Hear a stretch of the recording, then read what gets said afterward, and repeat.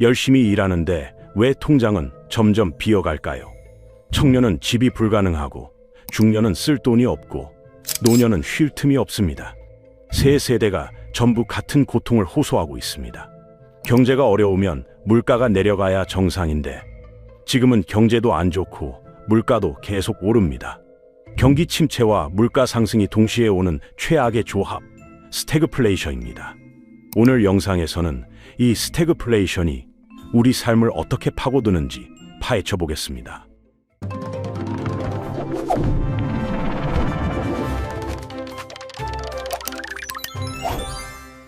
실질 임금이라는 말부터 풀어보겠습니다.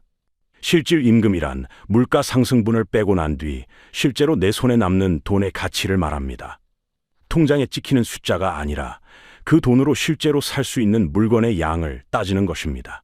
한국개발연구원 자료에 따르면 전체 근로자의 실질 임금은 2022년에 겨우 0.5% 올랐습니다.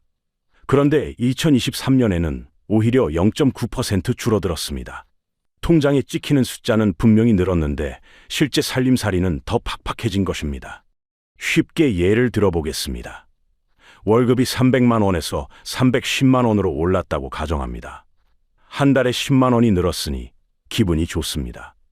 그런데 같은 기간 동안 물가가 많이 올라서 생활비가 20만 원 더 들게 되었다면 어떻게 될까요?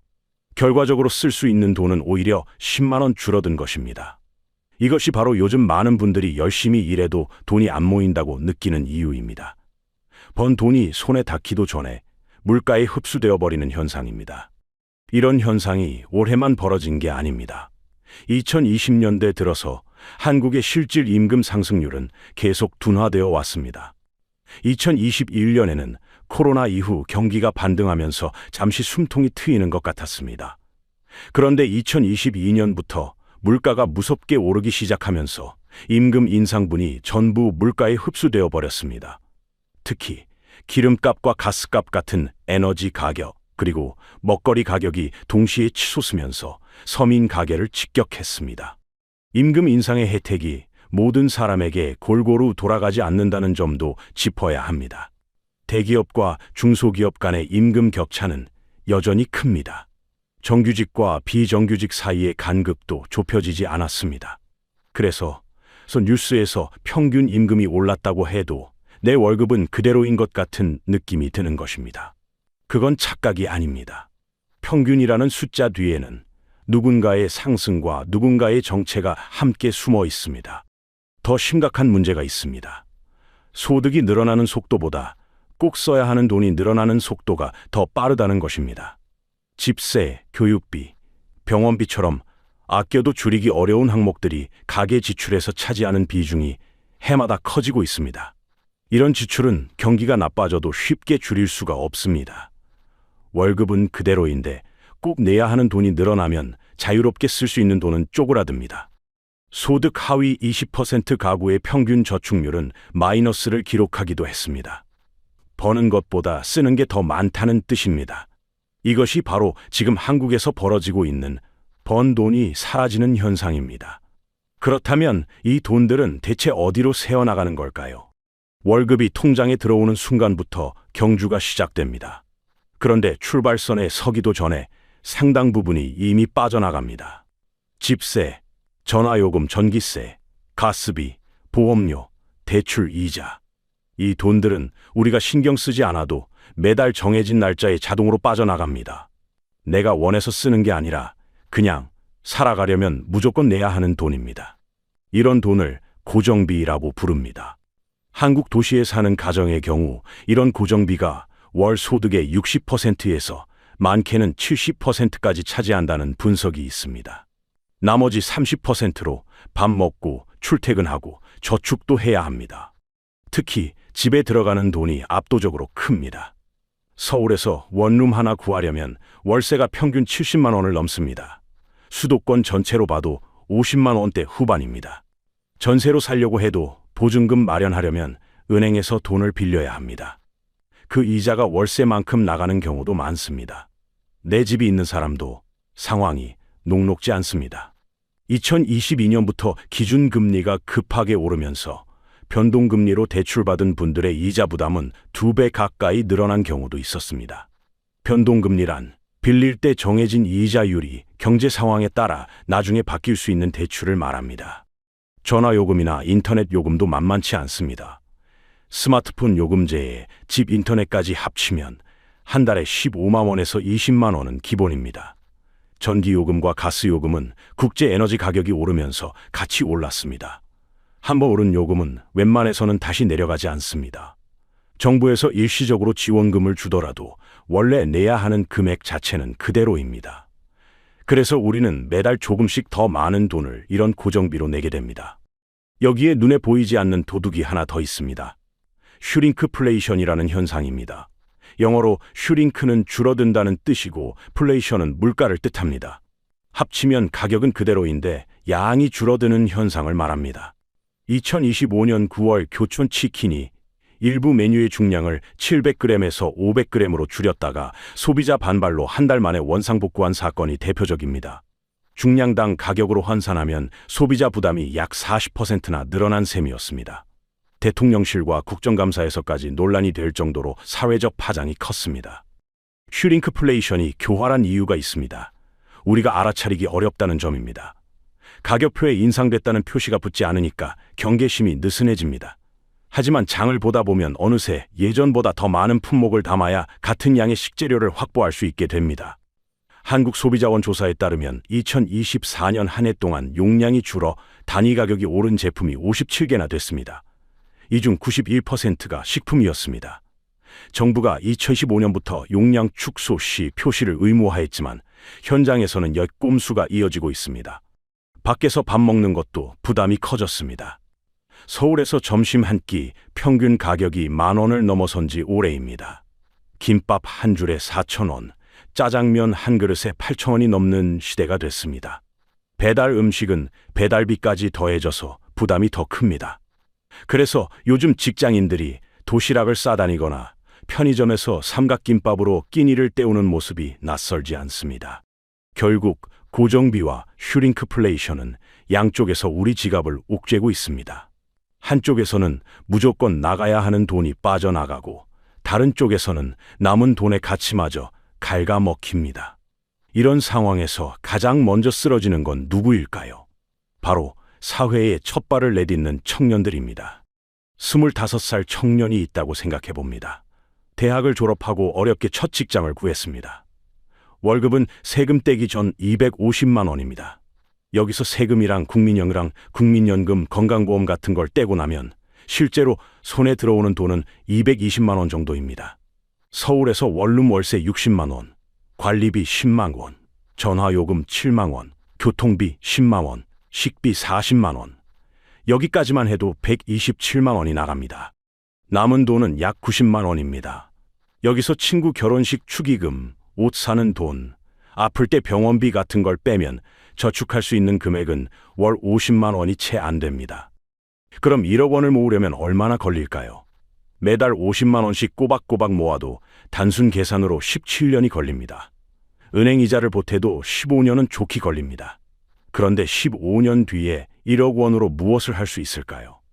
지금 서울 아파트 평균 값이 10억 원이 넘습니다. 서울 바깥으로 나가도 5억 원 이상은 각오해야 합니다. 15년 동안 피땀 흘려 모은 1억 원은 전세 보증금 일부나 은행 대출 받을 때 보태는 돈 정도로밖에 쓸 수 없습니다. 게다가 그 15년 동안 집값이 더 오르면 따라잡기가 더 어려워집니다.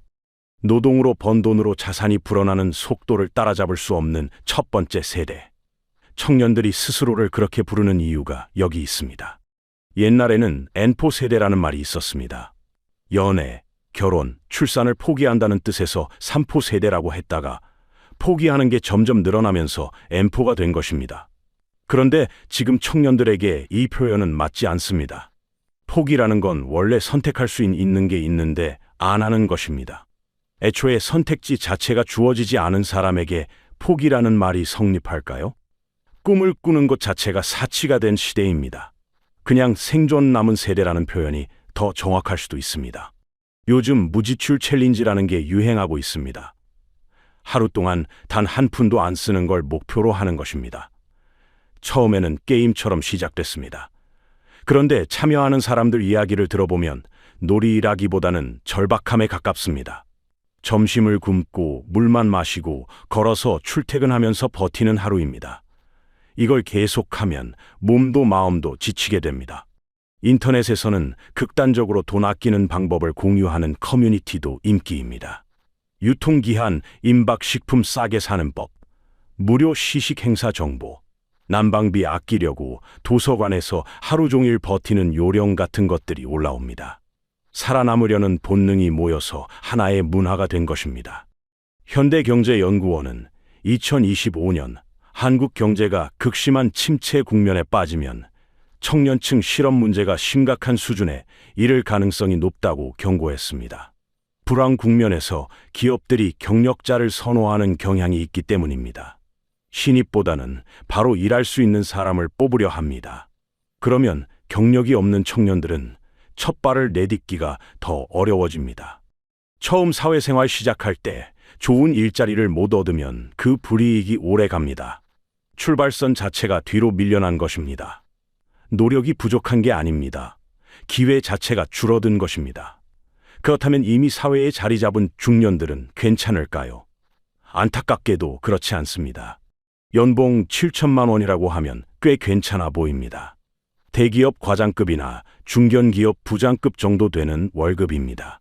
세금 떼고 나면 한 달에 손에 들어오는 돈이 400, 800만 원 정도입니다. 그런데 이 돈이 어디로 가는지 따라가 보면 이야기가 달라집니다. 집 살 때 받은 대출 갚는데 매달 150만 원, 아이 둘 학원비 120만 원, 부모님 용돈 50만 원, 보험료 40만 원, 여기까지만 360만 원입니다. 남은 120만 원으로 내 식구가 밥 먹고 전기세 내고 버스 타고 전화 써야 합니다. 저축은커녕 적자 가는 달들도 있습니다. 이런 상황을 하우스 푸어라고 부릅니다. 집은 있는데 가난한 사람이라는 뜻입니다. 집이라는 재산을 가지고 있으니까 서류상으로는 중산층처럼 보입니다. 하지만 실제로 매달 쓸 수 있는 돈은 빈곤층과 별로 다르지 않습니다. 특히 2010년대 후반에 집값이 폭등할 때 무리해서 대출받아 집 산 분들이 큰 타격을 받았습니다. 그때는 금리가 낮아서 이자 부담이 감당할 만했습니다. 그런데 2022년부터 금리가 확 오르면서 매달 내는 이자가 거의 2배로 늘어났습니다. 월 100만 원이던 이자가 180만 원이 되고 원금까지 갚으려면 200만 원이 넘어갑니다. 중년 세대를 흔히 샌드위치 세대라고 부릅니다. 샌드위치가 빵 사이에 끼어 있는 것처럼 중년도 위아래로 눌리고 있습니다. 위로는 나이 든 부모님을 모셔야 하고 아래로는 아직 독립하지 못한 자녀를 뒷바라지해야 합니다. 예전에는 자녀가 대학 들어가면 어느 정도 손을 뗐습니다. 하지만 요즘은 그렇지 않습니다. 대학 등록금에 생활비까지 대줘야 하고 졸업 후에도 취업 준비하는 동안 계속 도와줘야 하는 경우가 많습니다. 결혼할 때 보태주는 것도 또 다른 부담입니다. 한편 부모님 세대는 오래 사시니까 모셔야 하는 기간도 길어졌습니다. 병원비와 간병비가 점점 늘어나는 구조입니다. 학원비 이야기를 좀 더 해보겠습니다. 한국 전체에서 학원비로 쓰는 돈이 2023년 기준 1년에 20조 원이 넘습니다. 초등학생, 중학생, 고등학생 한 명당 평균 학원비가 한 달에 40만 원대입니다. 서울, 강남 같은 교육열 높은 동네는 이것의 2~3배를 쓰는 집도 흔합니다. 자녀가 둘이면 부담은 배로 늘어납니다. 학원비를 줄이자니 우리 애만 뒤처질 것 같아 걱정되고 계속 보내자니 집안 살림이 흔들립니다. 진퇴양난인 상황에서 많은 부모들이 자기 노후 준비를 포기합니다. 당장 아이 교육이 더 급하기 때문입니다. 그래서 중년의 저축률이 곤두박질치고 있습니다. 40대, 50대 가장들의 저축액이 10년 전보다 오히려 줄었다는 조사 결과도 있습니다. 소득은 늘었는데 나가는 돈이 더 빠르게 늘었기 때문입니다. 특히 교육비와 집 관련 비용이 커지면서 여유 돈이 사라졌습니다. 나중을 위해 연금 들거나 투자할 여력이 갈수록 줄어듭니다. 지금 살기에도 빠듯한데 미래를 준비할 틈이 없는 것입니다. 이런 압박 속에서 일부는 직장을 그만두고 가게를 차립니다.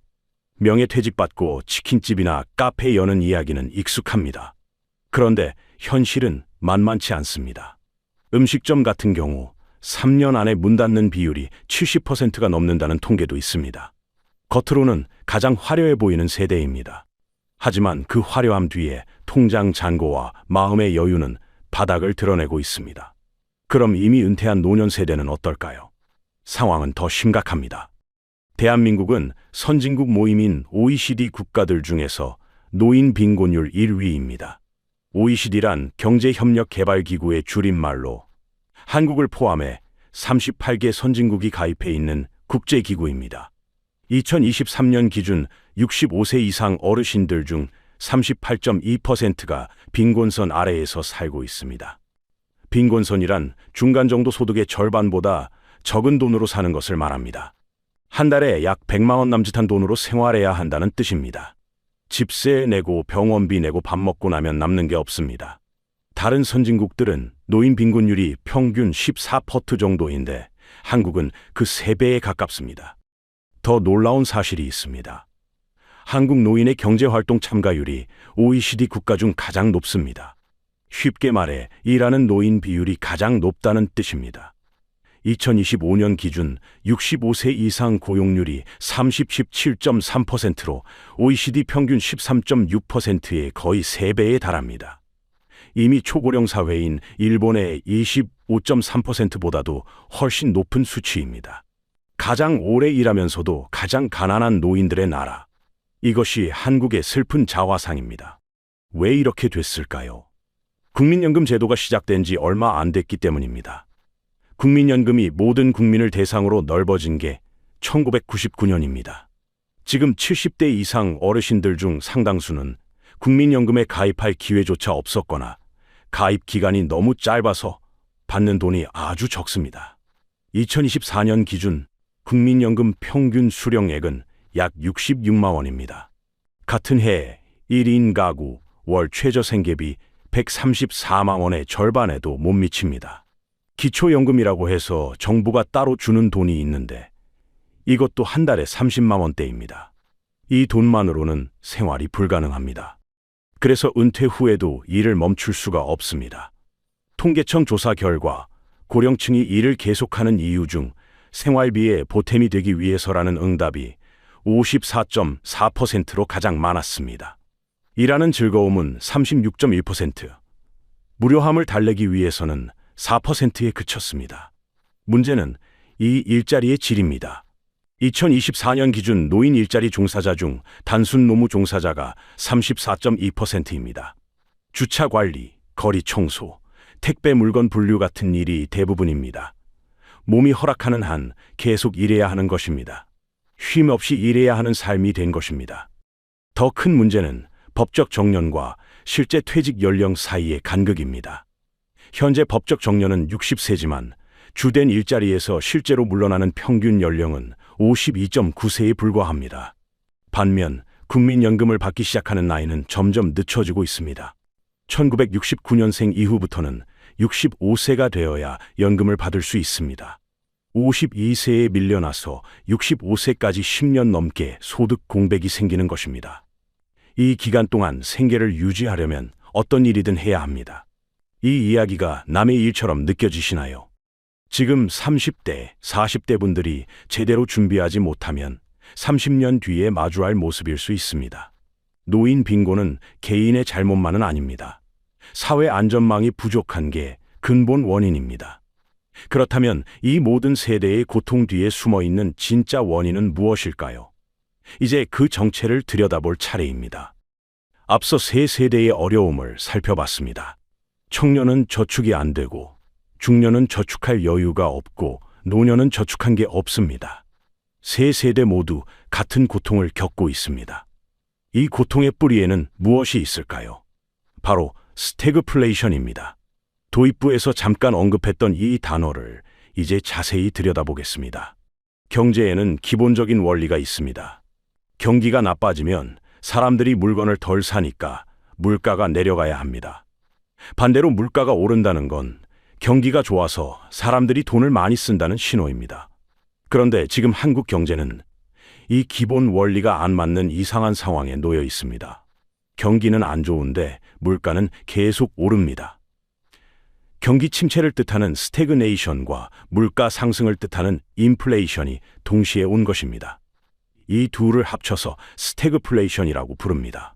스태그플레이션이 무서운 이유는 해결하기가 정말 어렵기 때문입니다. 보통 경기가 나빠지면 정부나 한국은행이 금리를 낮춰서 돈을 풉니다. 금리란 돈을 빌릴 때 내는 이자율을 말합니다. 금리가 낮아지면 사람들이 돈을 빌려서 집도 사고 사업도 하고 물건도 사니까 경기가 살아납니다. 그런데 이미 물가가 높은 상황에서 돈을 풀면 물가가 더 오릅니다. 반대로 물가를 잡으려고 금리를 올리면 경기가 더 얼어붙습니다. 기업은 투자를 안 하고 사람들은 지갑을 닫습니다. 어느 쪽을 선택해도 부작용이 크니까 정부 입장에서는 손을 쓰기가 어려운 것입니다. 구체적인 숫자를 보겠습니다. 2025년 12월 소비자 물가 상승률이 2.4%를 기록했습니다. 한국은행이 목표로 삼는 2%를 3달 연속 넘어선 수치입니다. 특히 식품과 음료 가격은 4.7%나 뛰었습니다. 원화 가치가 떨어지면서 해외에서 들여오는 물건값이 비싸졌고 그 부담이 식탁 물가로 전해진 것입니다. 한편 경제 성장률은 어떨까요? 한국은행은 올해 전망치를 1.6%에서 1.7%로 낮춰 잡았습니다. 현대경제연구원은 더 비관적으로 0.7%까지 떨어질 수 있다고 분석했습니다. 물가는 오르는데 성장은 멈춘 스태그플레이션이 오고 있다는 신호입니다. 토스뱅크는 최근 보고서에서 미국의 스태그플레이션 우려가 한국에도 직접적인 영향을 미칠 가능성이 높다고 경고했습니다. 트럼프 대통령의 관세 정책이 전 세계로 물건이 오가는 길을 흔들고 있기 때문입니다. 관세가 올라가면 수입품 가격이 비싸지고 그게 다시 국내 물가를 밀어올립니다. 동시에 수출길이 막히면 우리 기업들의 실적이 나빠지고 고용이 줄어듭니다. 물가 상승과 경기 침체가 동시에 오는 구조입니다. 경제 전문가들은 이런 상황을 L자형 장기 침체로 표현합니다. 알파벳 L 모양을 생각해 보시면 됩니다. 경기가 뚝 떨어진 다음에 오랫동안 바닥에서 옆으로 기어가는 모습입니다. V자처럼 빠르게 반등하거나 U자처럼 서서히 회복하는 게 아니라 바닥을 찍고도 한참 동안 제자리인 것입니다. 일본이 1990년대 초 경제 거품이 터진 뒤 20년 넘게 겪은 상황이 바로 이것입니다. 한국이 똑같은 길을 간다고 단정할 수는 없습니다. 하지만 아이가 적게 태어나는 속도, 빚이 늘어나는 속도, 집에 너무 많은 돈이 묶여 있는 상황을 보면 안심하기 어렵습니다. 개인이 아무리 열심히 해도 이 파도를 넘기 어렵습니다. 이건 작은 파도가 아니라 쓰나미입니다. 그렇다면 왜 모든 세대가 동시에 가난해지고 있는 걸까요? 더 깊은 원인을 짚어보겠습니다. 청년과 노인이 같은 일자리를 두고 경쟁하는 시대가 됐습니다. 편의점 아르바이트, 배달, 물류센터 일. 예전에는 청년들이 하던 일자리에 은퇴 후 생계를 이어야 하는 어르신들이 뛰어들고 있습니다. 청년은 정규직을 못 구해서 아르바이트로 버티고 어르신은 연금이 부족해서 이루지 못합니다. 둘 다 어쩔 수 없이 하는 일입니다. 그런데 이런 상황에서 세대 갈등이 생깁니다. 청년은 노일자리 정책이 자기 기회를 빼앗는다고 느끼고 어르신은 젊은 사람들이 눈높이가 높다며 불만을 품습니다. 그러나 세대끼리 싸우는 건 본질이 아닙니다. 진짜 문제는 전체 파이가 줄어들었다는 것입니다. 파이란 나눠 먹을 수 있는 전체 몫을 말합니다. 좋은 일자리가 충분하다면 청년과 어르신이 편의점 알바 하나를 두고 다툴 일이 없습니다. 질 좋은 일자리는 줄어드는데 일해야 하는 사람은 늘어났습니다. 청년 인구는 줄었지만 대학 나온 사람 비율은 높아졌습니다. 기대에 맞는 일자리는 그만큼 안 늘었습니다. 어르신 인구는 폭발적으로 늘었는데 그분들을 위한 괜찮은 일자리는 턱없이 부족합니다. 일하려는 사람은 많은데 일자리는 부족한 문제입니다. 같은 일을 해도 받는 돈이 많이 다릅니다. 대기업과 중소기업, 정규직과 비정규직 사이의 월급 차이가 좁혀지지 않고 있습니다. 가장 많이 버는 상위 10%와 가장 적게 버는 하위 10%의 임금 차이가 다른 선진국보다 큽니다. 더 문제인 건 이 격차가 굳어지고 있다는 점입니다. 첫 직장이 작은 회사의 비정규직이면 나중에 큰 회사의 정규직으로 옮기기가 점점 어려워집니다. 위로 올라갈 수 있는 사다리가 걷어차여지고 있는 것입니다. 복지의 빈틈도 넓습니다. 한국이 복지에 쓰는 돈 비율은 다른 선진국 평균의 절반 정도입니다. 국민연금, 건강보험, 고용보험 같은 제도가 있지만 혜택을 못 받는 사람이 많습니다. 배달 라이더나 특수한 형태로 일하는 분들은 고용보험 적용을 못 받는 경우가 많았습니다. 최근에 제도가 넓어지고 있지만 아직 부족합니다. 생활이 어려워도 기초생활보장을 받으려면 조건이 까다로워서 가난한데도 지원을 못 받는 분들이 있습니다. 스스로 알아서 살아남아야 한다는 생각이 퍼져 있습니다. 어려울 때 나라의 기대기보다 가족이나 개인이 해결해야 한다고 여기는 분위기입니다. 그런데 앞에서 봤듯이 청년도, 중년도, 어르신도 모두 쪼들리고 있습니다. 서로 도울 여력이 없는 상황에서 각자 알아서 살라는 건 결국 다 같이 무너질 수 있다는 뜻입니다. 개인의 노력이 쓸모없다는 게 아닙니다. 개인의 노력만으로는 한계가 있다는 것입니다. 시스템을 바꿔야 합니다. 세대끼리 싸울 때가 아닙니다. 경제를 키우는 성장 정책, 번 것을 나누는 분배 정책, 넘어진 사람을 일으켜 세우는 안전망 정책이 함께 가야 합니다.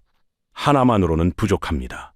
성장 없이 나누기만 하면 나눌 게 줄어들고, 나눔 없이 성장만 하면 격차가 벌어지고, 안전망 없이 경쟁만 시키면 탈락한 사람이 다시 일어설 기회가 없습니다. 세 가지가 균형을 이뤄야 오래 유지될 수 있는 경제가 됩니다. 가난하게 만드는 시스템은 특정 세대만 건드리지 않습니다. 결국 모든 세대를 갉아먹습니다. 그렇다면 이 상황에서 우리는 무엇을 할 수 있을까요? 여기까지 보셨다면 한 가지는 분명해졌을 것입니다. 나라가 구해주길 기다리기에는 시간이 많지 않습니다. 정책이 바뀌려면 시간이 걸리고 정치인들이 합의하려면 더 긴 시간이 필요합니다. 그 사이에 우리 통장의 현금은 계속 말라가고 있습니다. 비관하자는 이야기가 아닙니다. 현실을 똑바로 보자는 것입니다. 누군가 나를 구해줄 거라는 기대는 내려놓고 내가 나를 지킬 방법을 찾아야 할 때입니다. 생존 전략의 핵심은 두 가지입니다. 방어와 공격입니다. 먼저 방어부터 이야기하겠습니다. 고정비를 최대한 줄여야 합니다. 앞에서 말씀드렸듯이 고정비는 매달 자동으로 빠져나가는 돈입니다. 집세, 전화요금, 보험료, 각종 구독료, 이 항목들을 하나하나 점검해야 합니다. 지금 사는 집이 내 소득에 비해 적당한지 따져봐야 합니다. 월세가 월급의 30%를 넘어간다면 위험 신호입니다. 더 저렴한 곳으로 이사하는 것도 고려해 볼 필요가 있습니다. 전화요금은 알뜰폰으로 바꾸면 한 달에 3만 원에서 5만 원은 아낄 수 있습니다. 보험은 같은 보장을 중복으로 들었거나 필요 이상으로 많이 든 게 없는지 확인해야 합니다. 구독 서비스의 함정도 조심해야 합니다. 넷플릭스, 유튜브 프리미엄, 음악 스트리밍, 뉴스, 클라우드 저장 서비스. 하나하나는 10,000원 안팎이지만 다 합치면 한 달에 5만 원이 넘어가는 경우가 많습니다. 1년이면 60만 원입니다. 다 끊으라는 게 아닙니다. 진짜 쓰는 서비스와 이름만 올려둔 서비스를 구분해야 합니다. 3달 넘게 안 들어가 본 서비스는 과감하게 끊는 게 좋습니다. 슈링크플레이션에 대응하는 방법도 있습니다.